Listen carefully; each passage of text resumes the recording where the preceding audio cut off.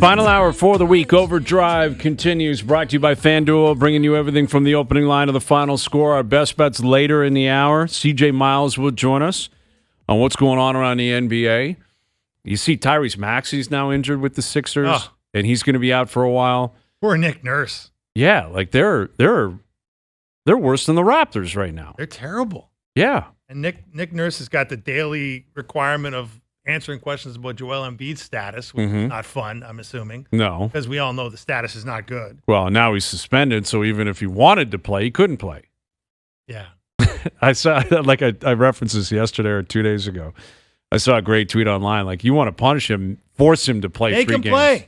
That's the punishment. Make him play. They're 1-6. Yeah. That's like the Raps are 2-7. Yeah. Raps are ahead of them in the win column. Darko's got one over. Darko is running the show of Nick Nurse right now. Incredible. Yep. I love it. Who saw that coming? I did not see it coming. I did not. The East is so terrible. Like Cavs are 9-0. Celtics are obviously the Celtics. And nobody else is over 500. Right. Everybody else is 500 or worse. Like, are they starting to panic in New York with the Knicks where this was supposed to be their year and everything was coming together and made the trades, and now you got Karl Anthony Towns, and 3 and 4. I've seen a few people in New York pointing to Anunoby and saying, "What's going on with this OG Anunoby character? Is he going to play? What kind of number?" Like, and listen, the beauty of Anunoby is not generally on a box score. Like, you're not going to see. He has the ability to put up points.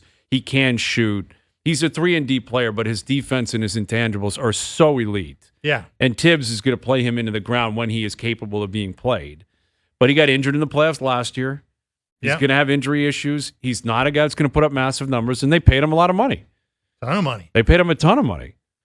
And now in New York, it's like, okay, well, what do we have here? You know, if you get off to a bad start, that's a market that will turn on basically anybody. And he's been healthy. He's played all 7 games. Right. 3 and 4, but yeah, with OG, I mean, that was the reputation in Toronto. It was like always tapping the watch. Like, something's going down? Back? Yeah, he's going to get hurt at some point. He will miss a couple of games. And Nick Nurse actually kind of threw him under the bus a couple times, saying, "I've been told he's cleared to play. It's up to him." Yeah, which is code for he doesn't want to play. He's fine. Yeah, he doesn't want to play. Get the hell out there. And it sounds like Emmanuel quickly practiced today, so they're hopeful he would play tomorrow. Why would he not play? Like, if you're practicing and you've been out for 2 weeks because you fell. He fell on his butt. I saw it with my own eyes. It was opening night. Like, it was a hard fall, but he did not crack anything. There was no surgery. Oh. The bruise. He fell on his butt. Like, it's a pretty big muscle down there. You got to play, man. It's the longest absence from a sore butt in the history of sports. I would say so. It's a tank. Yeah, well, that's and realistically now it's only 9 games, but you go all in now. They're not going to turn this around and win 45 games. No. And regardless of what is going on in the East, you're still a bottom feeder in the East. Like, if you're the Raptors. No, and Masai admitted to that. Like, they said, we're in a rebuild. When you say you're in a rebuild, that means you understand what you are. And you might as well buy into it, because really what you're hoping for is lottery balls to fall your way. Man, that's the whole point. You watch some of these kids playing. This Cooper Flagg kid's exciting, man. Yep. And Ace Bailey, really good scorer. People are kind of likening him to a bit of a Tracy McGrady. Oh, in terms great. of being able to fill it up. New CBA, can't leave. Yeah. I mean, there's this the Edgecombe kid's really good. Like, there's some really exciting young players. Like, this past draft was not deep. So what you're saying is getting rid of that Pirtle pick last year was not the worst thing in the world. It wasn't. Yeah. Just haven't been. That would have been protected this year. Yeah. But top 6, same thing. Right. Exactly. And maybe the 7th pick this year has a lot of talent, or more talent than what was available last year. It's a much deeper draft, but it's really top heavy in terms of the top 4 or 5 guys are good, really good players and have a chance to be, fingers crossed, franchise changers. Yes. Which is what you need up here. Like, you got Scotty, who you believe he is supposed to be that. You're paying him to be that. Right. You can add that next guy, because Quickly's not it. RJ's not it. No. I don't think Gradey Dick will be it. But those guys can be very good supplemental pieces, where if you get through a developmental season where Gradey keeps taking strides, he's been really good this year, Quickly gets healthy and plays and performs and finds a role as a number 1, You add another guy who's like a legit stud, you may have something in 2 or 3 years. You might be moving. Like you really might be moving in the right direction. Yeah, no, but they need more talent, and this is the chance. Yeah, this is the chance, exactly. So yeah, C.J. Miles later in the hour, and If you smell what the Wilson is cooking. didn't need that one. Not gonna lie, because last night I got to be honest, when Luke took the Bengals, took the points, smart play in retrospect, and when it was 21-7, I'm like, this is over. The Bengals are going to win outright. When the Ravens started chugging in the second half, and when they went for 2 and they converted and they were up by 7, I'm like, this is going to be the sneakiest cover in the history of the game. How fun was that last night, though? Putting gambling aside, I mean, as a football player yourself, like that second half was bedlam in Baltimore last night. It was awesome. It was a lot of fun from like a drama standpoint. And this might be I might be in the extreme minority saying this, Hayes, but from a football X and O point, I wanted to puke. There were so many plays in that game where I'm like, this shouldn't be happening. This should not be happening in the NFL, and it makes me sick to my stomach. A couple of them I'll mention. Mm-hmm. The touchdown to the Wallace dude, he goes up the sideline for Baltimore. I don't know many NFL teams where they don't get him out of bounds there. Herb Street put on the broadcaster, he's like, look, these guys thought the play was over and stopped running.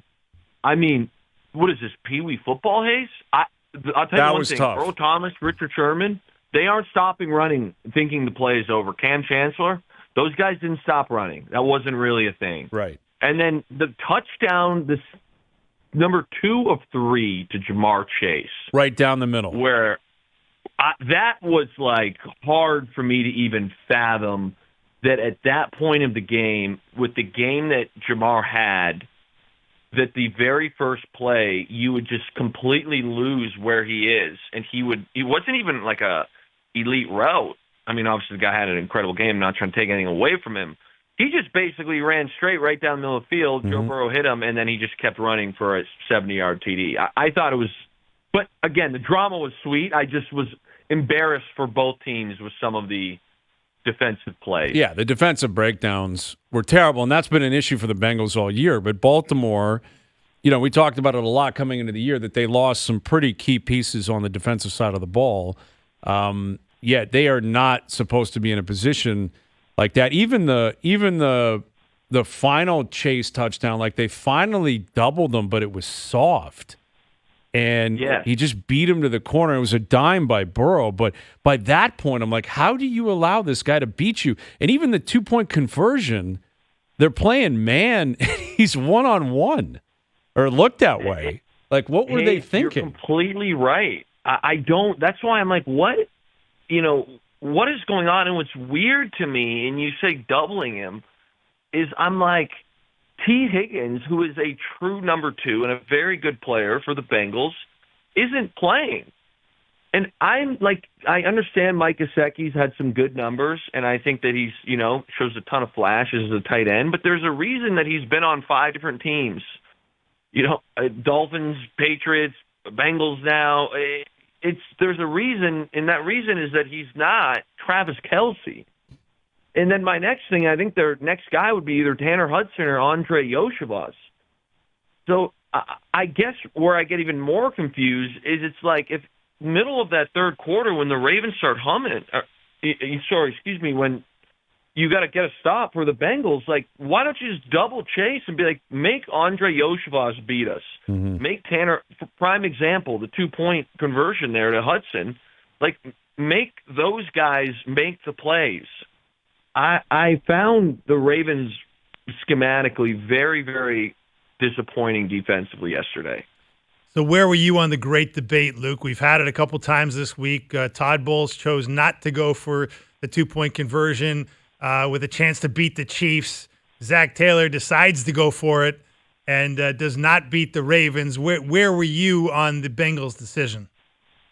I love the decision. I hated the play call. I love the decision. And this is what I always boil these things down to, is I sit there and I say, okay, if you're Zach Taylor and I can come up to you before the game and say, listen, you're about to have a shot today to win the game potentially, assuming you get the stop, which I think it was very likely that they would get a stop, after this. You're going to win the game. I'm going to give you the ball at the 2-yard line with Joe Burrow's hands to win the game on the road against the Baltimore Ravens. He's taken that. Who isn't? What coach on planet Earth isn't going to take? You have one play, Joe Burrow. And Jamar Chase, by the way, at this moment has 240 yards and 3 TDs. He's cooking. I don't know why you wouldn't take that opportunity instead of, hey, let's run the risk of us calling the coin toss wrong, and then if Lamar gets the ball, he has a chance to go down and score at will, which the way they played in the second half, that definitely seemed like it was a great possibility. So I think that it's very situational as far as when to go for it there, when not to. If you are a team that has a very, very stout defense and this game was 14-13, I'm probably not going for it. But if you have Joe Burrow at quarterback or Baker Mayfield the night before, and you're facing an offense that has Patrick Mahomes and or Lamar Jackson, I think you go for that 10 times out of 10. Now, running a return route to Tanner Hudson and then throwing that is not what I would draw up as far as the play call, but I think the decision was right on. Lamar's play in the second half compared to the first half was pretty staggering, where he was frustrated in the first half. They were 3 and out, and I don't know what was wrong with that engine. I don't know what he was seeing or why he wasn't feeling it or why that offense couldn't get cooking, but the second half was absurd. And he made some plays with his feet that opened up some different patterns, downfield where he found guys, and his stats are off the charts as well. I mean, Chase and Burrow stand alone, and Chase in particular, because it's just insane the stat line that guy had last night. But neither of those guys are really in MVP contention. We just had the chat the other day about the MVP at the half. Starting the second half the way Lamar did last night with a win, what do you make of his play and how tough he can be to stop, and that offense can be when they get cooking like they did in the second half? Yeah, it's unbelievable. And Hayes, this is where I have the Ravens to me are the hardest team to put a pulse on, because you see that second half and you see Lamar and you see, the main guy receiver-wise was probably Bateman. Zay Flowers and the new guy, Deontay Johnson, were very quiet. Right. And I think Rashad Bateman is a very dynamic player in this league. And you see Lamar, you see Bateman, you see, the ability to potentially get Flowers the ball. Obviously, Mark Andrews had a good night. Isaiah Likely was hurt, but when he's back is going to be also, in that fold. And Derrick Henry, and I'm like, man, this team is legit, and Lamar is playing at an MVP level. But then I also sit here in the same breath, and I say, how can I put this team in front of the Buffalo Bills? And I'm tough on the Bills, but the Bills are 7-2 and have looked good pretty much in every game. Mm-hmm. In the Ravens last night are a 2-point conversion away from being 6-4. So it's like you get these flashes of just pure greatness, football joy, just wild athleticism, whether it's Lamar, whether it's Derrick Henry, whether it's whomever I just named.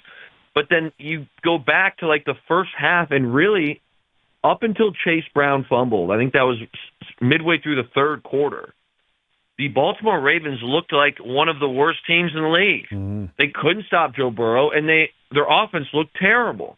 And then all of a sudden that turnover woke them up, and it's like this team's, you get the feeling they're going straight to the Super Bowl. So it's so strange for me just how inconsistent they are. As far as the MVP, I know we talked about it yesterday at length, Hayes. I get so lost on, what are we looking for in the MVP? Here's one someone brought up to me today. They said, well, if Lamar, continues on the streak he's on right now and gets all these crazy numbers, which he's in line to get, and they don't even win the division. Let's say the Steelers win that division, and the Chiefs go 17-0. Do you give it to Patrick Mahomes, regardless of the stats? What is the MVP award is still kind of where I'm at, where I struggle to answer that question. Yeah, it's always the case. It's such an arbitrary set of rules, right, where some people would say that, yeah, you have to win your division. It's connected to wins. It's connected to how much talent you have, who you played against, what you've done in the past. There's and it's all different arbitrary guidelines. I mean, Dave, I'm sure you vote on different awards in different sports. It's really up to the individual vote holder. Yeah, there's no criteria. Right. Just, make it what you want it to be. I mean, I think it's generally, to me, it's like the best player on a team that's not terrible. If you simplify it. Yeah, if you simplify it. Yeah. I mean, what do you see it, Luke? What do you think it should be, Luke? You know what? I go back and forth, but the one argument that I loathe, and I absolutely loathe it, is when they start saying, well, look at all the pieces around him, because I don't think that is evenly used for every candidate. And why I say that is I think there's a very, very strong possibility Lamar wins MVP this year, and if he continues on this trend, whether there's other guys that are deserving, you cannot say Lamar is not deserving with the numbers and the play that he's producing. But that being said, last year, Brock Purdy, it was considered the biggest detractor on planet Earth. This guy is only doing it because of his weapons. That's the only reason. And I'm going to pose this question to you guys, and I wish we could debate it, but the big one was CMC on the red zone. And, not catching the football in the backfield, but I would say that within 5 yards, I would rather Derrick Henry than CMC. Obviously, both great choices. I'm not saying I wouldn't want CMC. But if you're up first and goal from the 5, I'm probably taking Derrick Henry. Mm-hmm. And now we go down the list, and it's like, okay, Lamar's out here, like we said. Zay Flowers, Mark Andrews coming along, Rashad Bateman, Isaiah Likely's a very talented player. It's Deontay Johnson's going to get going here soon. I don't think that he's without weapons. So I thought it was unfair that they used that against Brock Purdy last year. And I hope that that's not used against Lamar this year. Let's put it that way. Yeah, absolutely. Well, you guys got yourself a win last night. +4 Doogie quickly on Twitter, making sure to tweet that out. And Doogie's in one this week. Doogie is so compromised. It's actually very off-putting and disappointing. But we have a 4-game slate here because for some reason people in Munich are being subjected to Giants-Panthers. Oh. Like, if you have any sense of a government over there, aren't they calling up Roger Goodell and saying, these two teams are declined? Like, you're not allowed in the country. That's right. We could not allow this. I don't know how this game's so awful, Luke.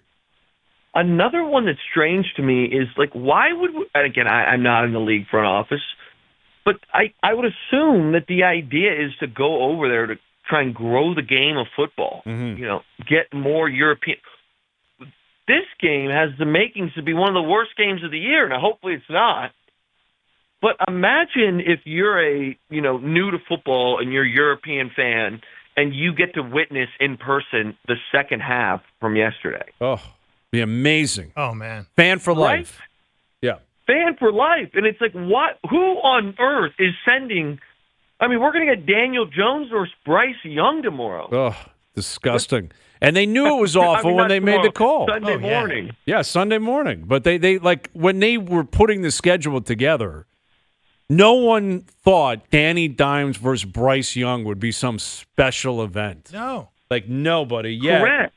This is what we have, and the Giants are laying 6.5, which to me is absurd. If they were playing a high school team, that number is too high. How can they be favorites over anybody? They shouldn't be favored by, maybe they're a 2.5-point favor against this team, but on a neutral site, we're going to take the Panthers. Hayes and Bro are on the Panthers. They're coming off a win last week. Chuba Hubbard's running the ball really well. Bryce Young's looked okay. Not great, yes. But okay. Yes, you made the right pick. I mean, I would love to, I love to banter with you. Mm-hmm. And you might get burned. Of course. Of course. But this is the grossest game of the year to call. Yeah. Disgusting. There's no numbers. There's no football. I mean, even trying to evaluate it from a football standpoint, Bryce Young has barely played the season. Right. He was benched for half the year. Right. Like, what Bryce Young are you going to get? That's a good question. I don't know. But I kind of know what I'm going to get out of Danny Dimes. And the Panthers' defense is so bad, and specifically against the run. Maybe he runs I don't know, but they don't have much of a backfield. It's a very difficult game to cap, and really, we kind of looked at it and just said, how is the number that big? For a neutral site game, that's another thing. You get like Germany thrown into it. Everything's kind of out of sorts. Two bad teams, poorly coached. Take the points. You have to take the points. You got to. Yeah, you have to. I totally agree. You have to. Hey, by the way, Luke, before we keep going here, he just said we are taking the Panthers, but there's a little bit of a miscommunication here because my knowledge, Luke, just so you know, full disclosure, Hayes has not been able to reach Al's brother, who's big timing him at the Sports Card Expo here on Hall of Fame weekend. Cannot be reached. Making too much money selling cards, apparently. Yeah. Does that make Hazenbro more or less dangerous, the fact that Al's brother's out of the loop, Luke? Definitely more dangerous. Al's brother is, he's the Achilles heel of Brian Hayes. The stories before I arrived at TSN was that Brian Hayes was an elite gambler. But unfortunately, since attaching himself to Al's brother, that he's, absolute trash. The Brian Hayes I know can't pick winners to save his life. I know. It's been a grind, man. But it is disappointing that my partner now is at a card expo. I get concerned, Hayes. I get concerned for you because, I have this feeling that Al's brother, there's been a lot of, trash talk. He got the +1 lead. Mm-hmm. And I think he knows deep down that that's the best it's going to be. So he's pretty much quit your team. It is and he's concerning. He's going to write off saying, when I quit, it was +1. So right. I think you need to make a decision sooner rather than later. If you're a GM here, you can't let this fall on you. So you got to control the narrative because right now it looks like he quit. Yeah, it does. And he's using his newfound celebrity by being +1 to sell cards at the card expo. That's right. And it's I don't know what he's selling and I don't know how much he's making, but he's there. Like Al's brother's a celebrity at a card expo in the city of Toronto right now. Selling Hazenbro merchandise. He probably is siphoning off. It's like maybe he's at the Pacific Mall right now. That's probably where he's signing. It's possible. They think so. Yeah, it's ugly. But all right, you guys have Commanders Steelers. That is the 1:00 window game, courtesy of Doogie. Commanders at home laying 2.5 against Pitt. Who do you like and why? So it's not as gross as your game, but I had a very hard time with this one, Hayes. I sit here. There's a ton of Jaden Daniels hype. They've obviously looked very, very elite. But recently with Russ, the Steelers, and the schedule the Steelers have coming up, which is an absolute gauntlet, I might add. This is pretty much a must-win if they want to stay in this division race, in my opinion, or at least gives them some breathing room. Mm-hmm. They'll obviously stay ahead here if they can get this win. I'm going to take the points. I know that might be a bit shocking. And what does scare me is Dan Quinn is going to know Russell very, very well. Dan Quinn was our defensive coordinator the year we won the Super Bowl. Russ was obviously our quarterback, so they know that, but in the same breath, Russ will know Dan Quinn's defense. He's seen it in practice 10 million times. Bobby Wagner versus Russ, it's a tale as old as time if you're a former Seattle Seahawk, and that'll be the matchup on defense. Get your captain on both sides there. So that's another one that I worry about, but I really do like the Steelers team, and what pushed me to the Steelers points was as great as Jaden Daniels has been, I think this Steelers defense will present a problem for them and will be able to force a turnover at some point.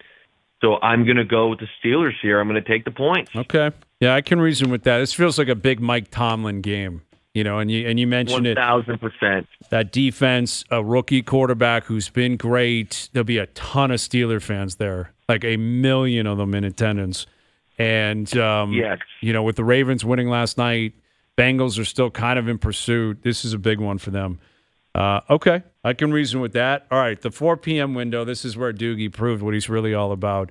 Jets, Cardinals. All right, Jets, Cardinals, of course. After everything I've been saying about Aaron Rodgers, the New York Jets, and the Jets are laying points here on the road. Laying 1.5. And we just said what we just said about Al's brother, where he was at the Card Expo. I got one SOS text from Al's brother. He found a connection somewhere, probably stealing Wi-Fi or a hotspot off somebody. And he wrote me saying, JETS, Jets, Jets. He wants me to take the Jets. Uh-oh. He wants us Hayes. to take the Jets. Hayes. I mean, I'm an Aaron Rodgers apologist, so you know I'm taking the Jets, but I don't think he can do it. You told me literally 2 weeks ago the guy's a bum and he's washed up. Yeah, I did say that. He's played one good half of football. And now you're back on the bandwagon. What does that say about you, Hayes? I don't think you can do it. It does if say. You want to? Yeah, listen. Come join the bandwagon. It would suggest I'm maybe having second thoughts on a long week here for the New York Jets. Right? Maybe I don't trust the Cardinals. I don't love that defense down there. But I will say this: the Cardinals have won 4 or 5 against some pretty good competition. They see what's going on in that division. They got a young coach who was kind of getting goofed on when he arrived last year. I get the impression he's got them playing and them kind of believing down there. And the idea of the Jets laying points on the road against a team in Arizona who's 5-4 and again have won 4 of the last 5, I'm sorry, I just can't reason with that. So Al's Brothers SOS is going to have to ping right back to that island he's currently on. Wow. Because we're taking the Cardinals. We're taking the Cardinals.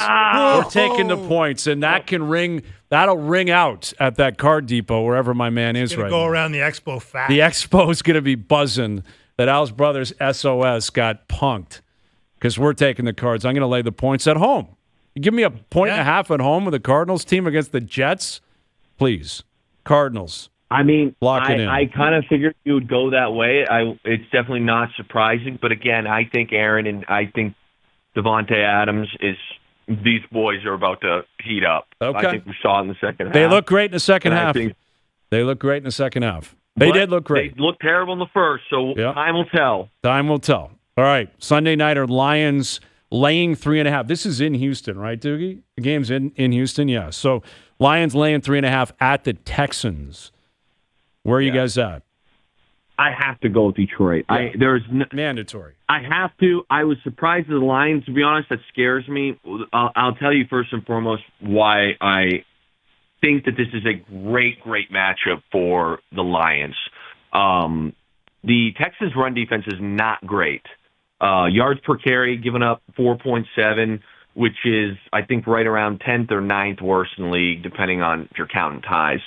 What they are good at on defense is completion percentage, holding other teams to being inefficient. And as we all know, and we've talked about on the show consistently, this Lions team is just the most efficient throwing the football that you can potentially be. Mm-hmm. So I know I think the Texans are only giving up 54.9, which would be good for one in the league. But still, I can't see them having that kind of success against Detroit. And I think Jared Goff is going to be in here. He's going to have an elite run game. They're going to run all the play action stuff. I just don't see them slowing down. And then it comes to the whole, what C.J. Stroud are we going to get? But I think the Texans will score, but they miss a couple drives here, and I think the Lions have the ability to put up 35-40, and that's where I'm going with Detroit minus 3.5. They almost feel like just an auto pick right now. Like that's where they're at. Yes. It's like nothing can stop them from covering a number. Look what they did at Lambeau last week, and this week, they were 2.5-point favorites at Lambeau last week. Now they're 3.5 against Houston, where Green Bay's been playing better. And, Houston's coming off a long week, and C.J. Stroud will play better than the last time we saw him play. He was horrible in that Jets game. But I think that's the play. I can't argue with that. I mean, I think it's very, very difficult to fade the Lions right now. It is. Like, very difficult to do it. All right. Picks are in, man. Hayes, I'm a little nervous here, man. This was the most cordial Friday we've ever had. Yeah. Well, it's funny. It's because Al's brother and O aren't around. That's right. That's probably the issue, man. The two idiots come in and they start chirping away. away. Like we're friends right now. I don't like it. Believe me, it'll stop on Monday. It'll stop on Monday. I can guarantee it because Al's brother, unless he's on a cruise, I guess he'll be back on Monday because we'll be on the clock for the Monday Nighter. So there you go. Can't wait. All right, buddy. We'll do it soon.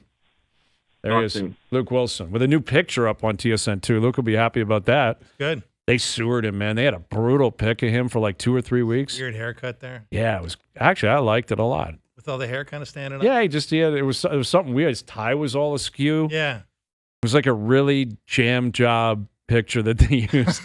And now they've updated it. Looks all right. Looks professional.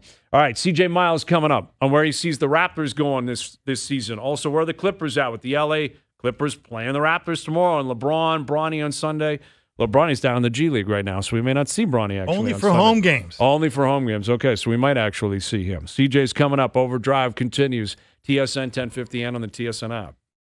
All right, Mail It In Fridays brought to you by Boston Pizza. Big one tonight.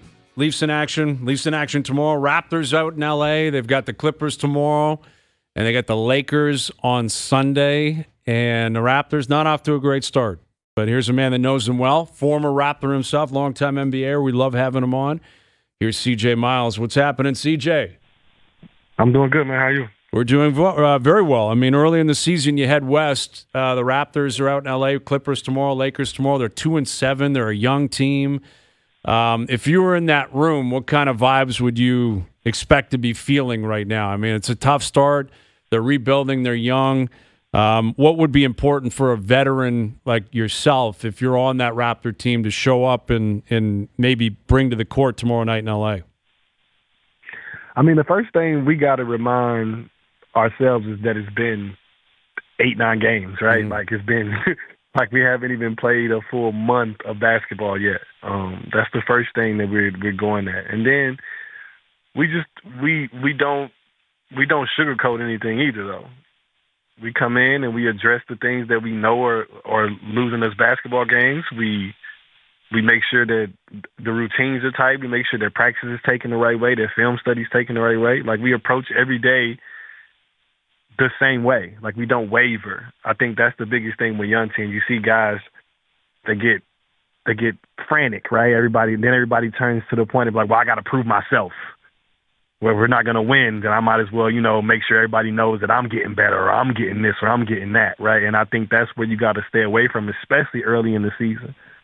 Hey, CJ, you were a great three-point shooter in this league, and the Raptors are hoping they've got a second-year player in Gradey Dick who has a chance to be a really good three-point shooter with a little more to his game, hopefully, that can keep him on the floor against really good players. I don't know how much you've seen of him yet, but what is the challenge for young guys who come into the league with, probably boys' bodies in a man's league that are trying to sort of find a way to stay on the floor so that their shooting can be showcased? It's really just growing pains, right? You got to get beat up. Like you got to have days you're going to get in foul trouble. You're going to have days where you're just trying to figure out how to guard guys, right? Like it's just something you got to go through. The biggest thing is which is especially what I saw from him last year. Like he picks up on things, right? He makes a real effort not to do the same thing 2 times in a row or not to continue to make the same mistakes. And that's all you can really ask of him, because the biggest thing that comes with everything is just experience. And then you just start to recognize plays sooner. You start to recognize guys straight sooner. That's really what becoming a good defender is effort and then just experience. Like a lot of guys have a good knack for the ball, but like the biggest thing is just playing time and understanding the type of things that guys do in the NBA. Well, in terms of that applying to a team that's filled with young guys, like how difficult, I asked you, like if you're a vet and you're in that room in L.A. tomorrow night, what you'd be thinking, what you'd be saying. What if you're a vet on a team like this? Let's say you're Jakob Poeltl and you're starting and you're playing a bunch of minutes and you've been in the league for a long time, and you look around and any given rotation may have 4 other guys who haven't even played 150 games in the NBA. Like how challenging can that be when you have all these young guys trying to apply what you just said you have to apply, and yet at the same time be a cohesive unit and trying to win ball games? So you just, like if I'm Yak, where I'm like, especially in his position as being the center, right, the rim protector and everything you want to be, I'm as vocal as I can be, right? Mm-hmm. Like, and not in a way that where I'm like trying to tell everybody what to do and how they should do it, but just as vocal as I can be about what's going on the floor, in the timeouts, from the sideline, right? Because the reason why we teach talking so much with young guys is because you can't say you're somewhere you're not. So, like, talking, you're literally talking yourself through it. So this is why communication is so important defensively and offensively, too, but especially defensively. Like, I can't say that I'm in the help position on the nail if I'm not there. Hey, CJ. Like, I can't. Mm-hmm. Yeah, for sure, CJ. That makes a lot of sense. I was curious. I saw you tweeting out about the Celtics and how they're shooting 53s a game. And hey, get Brad Stevens, the GM, there to give me a call because you could shoot up a few. No doubt you still got it. We don't doubt that. But I was wondering how you're seeing that. I heard Shaq the other day was asked about sort of flagging ratings in the NBA, and he was saying it's because teams are all playing the same way. They're all shooting threes. It's become a copycat league, high screen and roll, kick it out for a three. What do you make of that? Does the league have to maybe look at changing the way the game is played, or are you fine with just keep firing it up and the more the better? Yeah, it was definitely a job. I definitely don't I think there's a line somewhere, right? Like when you're going into that entertainment side of it, right? People watching the game, right? People don't want to see like I also tweeted the other day about Jason Tatum. Like if I know what Jason Tatum's capable of, I don't want to see Jason Tatum shoot 23s in a game. Mm-hmm. I don't. Like I know his skill set. I've watched basketball. Like if I'm a fan of him and I don't want to see him shoot 20 step backs. Like I don't. Like and even if I'm his coach, like knowing what he's capable of, I'd like to see him shoot 6, 7 less threes a game just because for the game itself and winning basketball, like the type of plays that we can get out of him and the type of plays, not even speaking from a fan watching, right? Like, and I think that's where it's coming into play is that also the style of play is taking away some of the excitement because there's so many possessions and so much scoring and so many predictable ways that guys averaging 25 is not a separator anymore. Right. That's what's crazy is like the record books and stuff, like how you keep track in this era compared to historically what's happened in the NBA. So not to cut you, I read a stat maybe a few days ago. They said there was 7 of the highest, my number might be wrong, but it's something in this ballpark. 7 of the highest scoring outputs of all time were had last year, and it came and went by like that. Oof. Well, even like hitting 70, Luka got to 70 last year, and it wasn't like it was celebrated. It was a wild night, but at the same time, it was somewhat predictable. Yeah, and it's like I wouldn't be shocked if Luka put up 80 this year at some point. That's what it is. Like people looking at the way the game is played, and they're kind of going like, "Well, he should do that." Right. Like, no, he shouldn't. Like, no, exactly. People are thinking that way. Like, they're thinking in that, and that's not good for viewership if they know what they're going to get when they watch the game. Mm-hmm. Yeah, I mean, I don't know what the league could do, CJ. I've heard people say they should they should make it an arc that goes right to the sideline, so the corner three, which obviously is a shorter shot and where a lot of the threes are taken, just essentially just make the corner three not exist anymore. How do you see that? I don't. Honestly, like I think the only thing that it's got to go its course. Like the evolution, it's just like the game. We said the same thing when this first started. That like going to heavy 3-point shooting and the spacing and small ball. Like we just got to go through the evolution of it, right? But I think what's going to happen is it's going to make our fans and people start to appreciate the real nuances of the game more. They're going to have to look for things that make people separators, like for real, because now scoring is not enough, like to make a guy a star in our league. Mm-hmm. Now it's going to have to translate to winning, like because everybody can score. So now how many other things do you do well on the floor? With CJ Miles, and like that's how you get to these hypothetical conversations all the time where people say, like, what would Jordan be doing in an era like this? Like, would he be averaging 40? 45? Like, what kind of numbers would he put up? It's hard to have the conversation, but if we play the game right, like you're looking at it, like, because now you can't touch him. There's so many possessions, and he's a person that's in constant attack mode. Mm-hmm. So you're thinking he's either going to get layups the whole time or he's going to shoot 35 free throws a night. Right. And he would have developed the three, like if he was playing in this era. Yeah, because the game would have had he would have did it. Absolutely. But also he might not not had to because there's so much space now. He was doing what everybody's standing in the paint. Right. Like one-on-one on the wing with the big stretch to the corner and the 3-second violation. Yeah. He would just torch guys. Of him too. He would torch them. And like you even look at a guy like Wemby coming into the game. Mm-hmm. Where, like, he's 7'3", yet all we saw was him, like throwing up threes, man. Like he blocked. Like when he came into the league, it was okay. This guy's going to block shots, which he does. Yeah. Like he's going to block 1,000,000 shots, and that has been activated from day one. But also, this guy can dribble up the court and hit a three from like 50 feet out. And like that's being celebrated. It's not about like power basketball. It's not like watch out, man. The bigs in the league. You got someone coming to join you. He just happens to be 7'3", but it's not really about his size. It's more about his mobility and his shooting ability. Yeah, but and it's the thing we talk about. It's like we go back to like the evolution of the game. Like it's just the way it happens, right? Like you got to remember who did he grow up watching? Guys that played the way he plays. Right? Like he grew up watching KDs and watching Dirks and he watched the game turn into like the game changed over the time until it gave us a Wemby, right? Like the game birthed Wemby. Like if the game hadn't changed, if he was 7'3", he would never be doing the things. He would have been under the basket, right? Like or they would have been trying to put 80 pounds on him.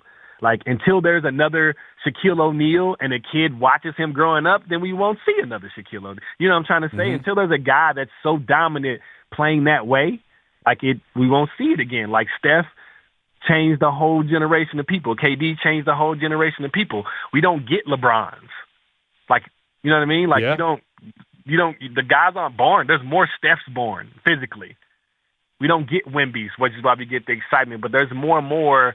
Right now, everybody's favorite player is Paul George because there's so many guys that are between 6'6", 6'9", to 6'9", 6'10", that want to play that way. That's why all these young guys love them. They're all athletic, long wings, and they see that's the game right now, being able to just play positionless basketball. And if you had to build a positionless player, you'll build a Paul George. Yeah, it's crazy, man. It is crazy. Yet here we are, and it's not going to change. Yeah, I mean, it's not going to change.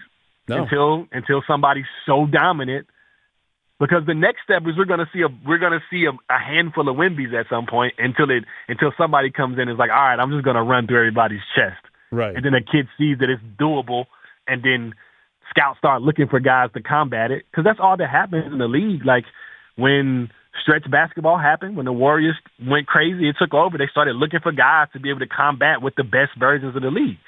I can't beat the Warriors big. So I have to go looking for guys. And then the guys coming up are like, well, I want to get to the league, so I need to be able to play that way.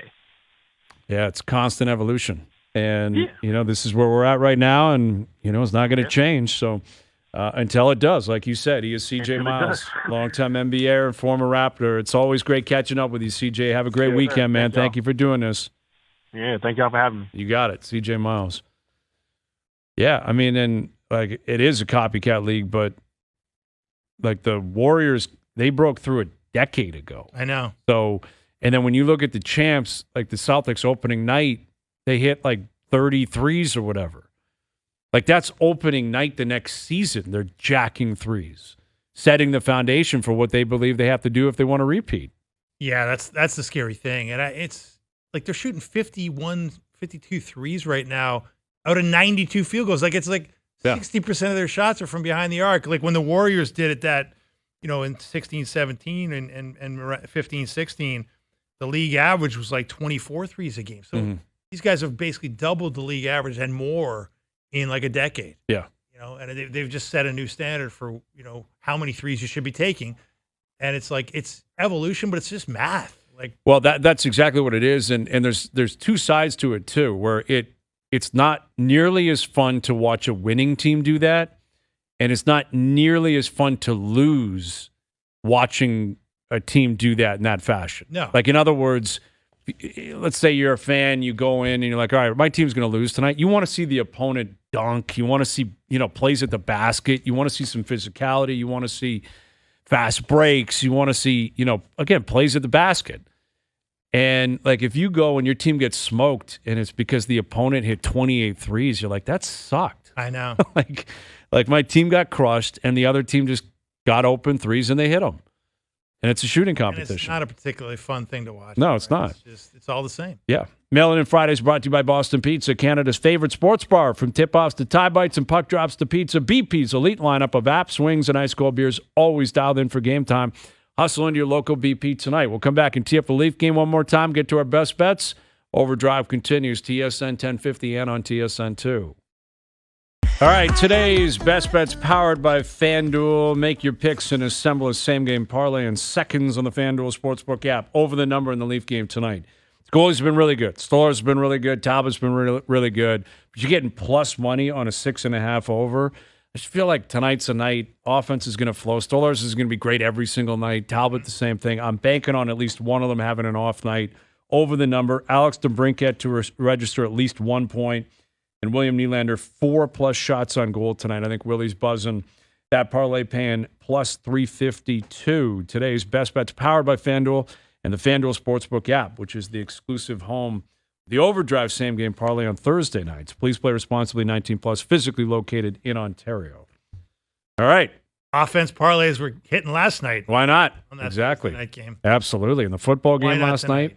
Why not tonight? Yeah, let's do it again. Leafs, Red Wings tonight. Leafs, Habs tomorrow. Argos in action tomorrow. Raptors with a couple of games. NFL action, CFL action. It's going to be awesome. And drama with Hazen, bro. Hazen, bro. We'll see if my guy's out there, what he's doing at these card expos, man. Wilson accusing him of quitting the team. That would be shameful. I don't believe it for a second. I know it's not going to happen. Al's brother will be back on Monday. Okay. I'm a believer in that. I'll tune in. I'm a believer in that. All right. Thanks to everyone behind the scenes for helping out. Everyone for tuning in. TV, radio, podcast, web. We appreciate it. We're out of here. Thanks for doing this, Dave. We appreciate that, too. Dave Feschuk of the Toronto Star. Enjoy your evenings. Enjoy your weekends. We're back Monday at 4 p.m. We'll chat then.